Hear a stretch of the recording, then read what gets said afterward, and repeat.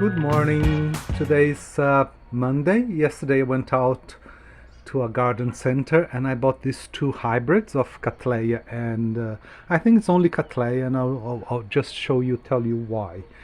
And as you can see, they are a little bit sad, and I frequently do this. You see better?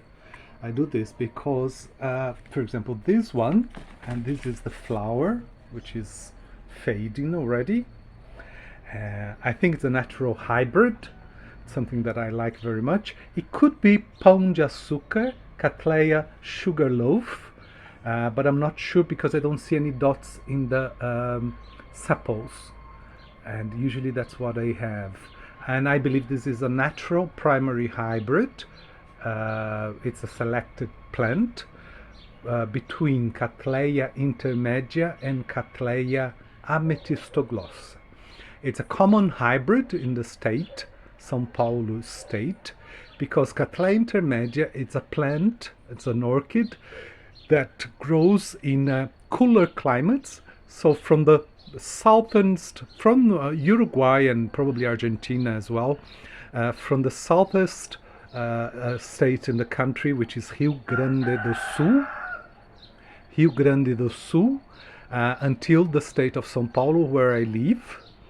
And amethystoglossa, which is the other plant, it's a warmer climate.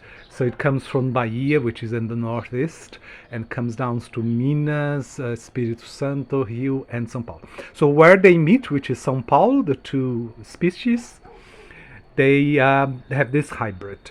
So I'm just going to tell you this. This is a reasonably healthy plant. The roots are all rotten, and it has already been cut. It's not grown from a seedling. Sorry. There was a plant here, and they cut part of it. They cut some of the bulbs. Look at this. And they left the part which was not rotten or whatever was the problem. They left because this bulb is still feeding the other bulbs to come. And I paid what is today an exchange rate. It is I paid $5. And I like to have this plant mainly if I suspect it's something worth, because they're very cheap basically. And I like to care for them. And sometimes if I have them like this and I have a copy, I always give as a present. It's a hobby, and it's always good to spread the whatever you like. I have to see some dirt here. I have to see what it is. I have to clean out this infestation here. But that's another issue. And this one I cut already, the plant, and I left 4 bulbs here, which is the main part of the plant. It has fewer roots than the other one. And I cleaned the sheaths to see if I have to clean more of them. This one is a little bit harder, but this one was easier. I cleaned the sheaths.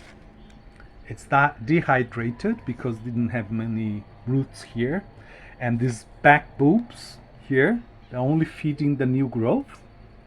And this one was right at the back. And I decided to cut because it wouldn't fit in the pot that I'm gonna use. And there's very little use for it. But what I want to show you is the following. First of all, where I cut the plant, separated these two parts. Where I cut, there's a cut here. I spread some Vaseline. Vaseline is a fat. It's artificial fat, and I also put cinnamon. I only put where there is the cut, right? And I also where there was the dried off flowers. I always did the same thing here. Can you see? Not very well. But anyway, and I did the same thing here where the flower was cut. This flower here. I'm gonna take pictures to keep them as a record. And what I want to show you is this. Before I cut, well, I'm going to concentrate on this plant here. Before I cut this plant, I was checking whether the plant had viable gems. Gems is where the new bulb is going to grow. So this one has got a gem here. I think it's gem, what do you call in English? I was looking at on the internet and I didn't find. And this bulb here has got one gem here and another one here, if you can see.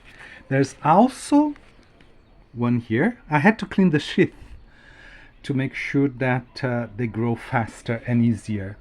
And there's another tiny one. It's difficult to focus, but there's another one here on the third bulb, and turning it around I can see that the third bulb also has a secondary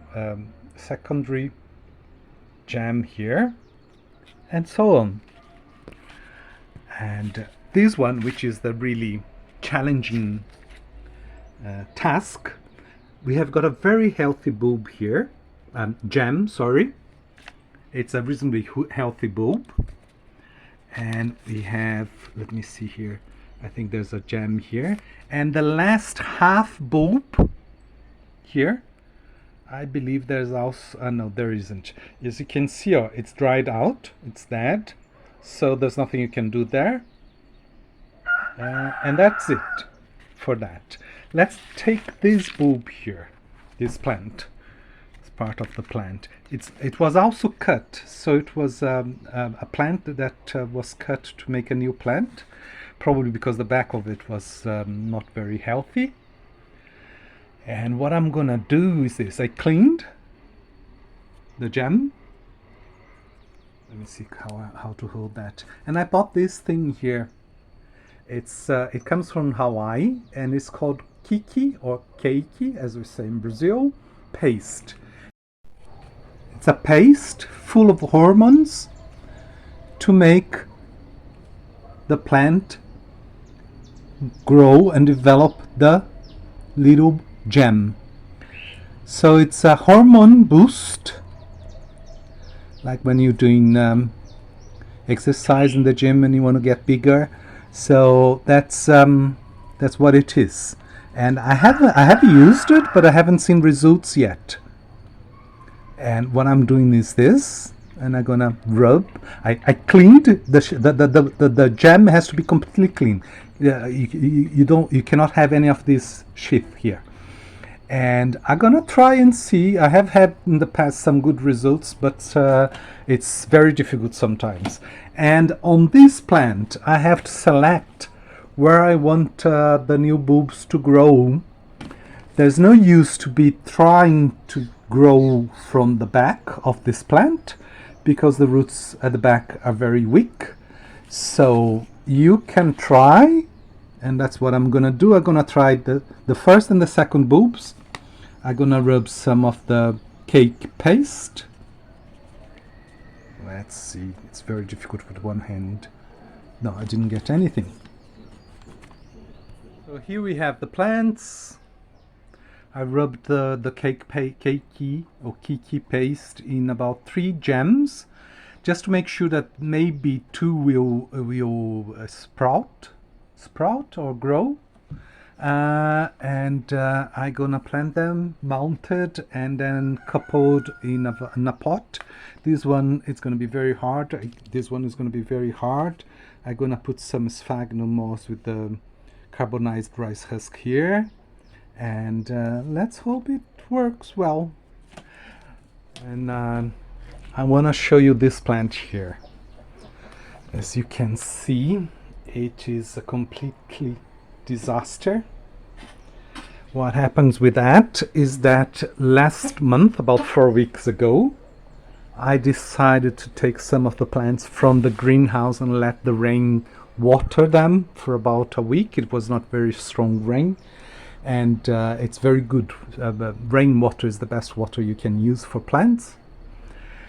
But as I don't watch television, there was a forecast for horrendous, to put it very mildly, hailstorm, and that's the result of one of the plants. I lost about 30 plants on that day. But as you can see, the leaves were destroyed, and it has been a month ago. These days I left in the rain again for 2 days to get some energy. Look at this. And it's very sad. I was very, very saddened for a couple of days. But I took the plant from the rain, left in a very protected place, and only watered the base. And what I'm gonna do with this plant as well, I'm not gonna move it from here. I lost some new growth, and it's coming with a flower here soon. And what I let happen was that I let the leaves dry naturally completely, and I sprayed some fungicide to make sure that it didn't get any diseases. And I hope it's gonna work, and maybe in 2 years time I'm gonna have a healthy, reasonably good plant. It was not very good, it was something like this that I bought, and I like to see it develop. But I'm gonna get these gems here, which are here, and I'm gonna spread some cake paste as well. There's another one here, and maybe these two only, not to stress too much the plant. And remember that you should do like in the front bulbs, not the back bulbs, because the back bulbs are feeding the plant the energy and the vitamins and everything else which is there, recycled, and comes back to the front bulbs for the new growth. And then eventually every plant, every orchid, the back bulbs die. So I'll show you later how it's mounted. Okay, thank you, bye. So here we have the 4 plants. It's already potted. It's very light, this one.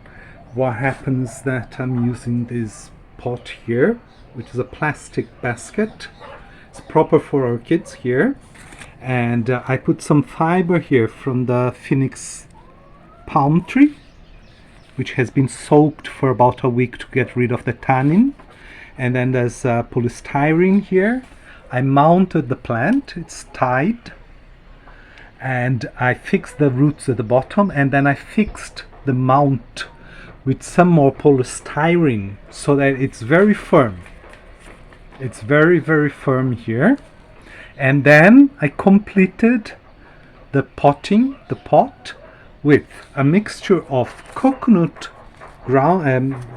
broken up coconut shells, the hard bit of the coconut, charcoal, and some stones, right?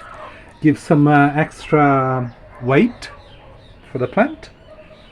And added my Osmocot, which is the slow release fertilizer, and snail poison. And then I'm gonna hang them. I'm gonna let it dry. Probably it's gonna be drying in the veranda, and I'm gonna keep an eye on them, and always add in some watering with a rooting agent fertilizer.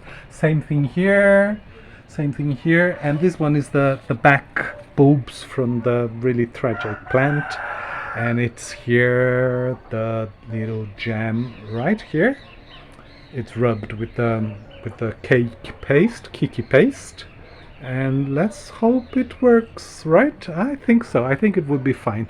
I always keep a leafed bulb so that it can grow healthier, and I keep my substract in a mixture of rooting agent. All right, I'm gonna put the hangers, and that's the end of it. Thank you very much. Bye bye.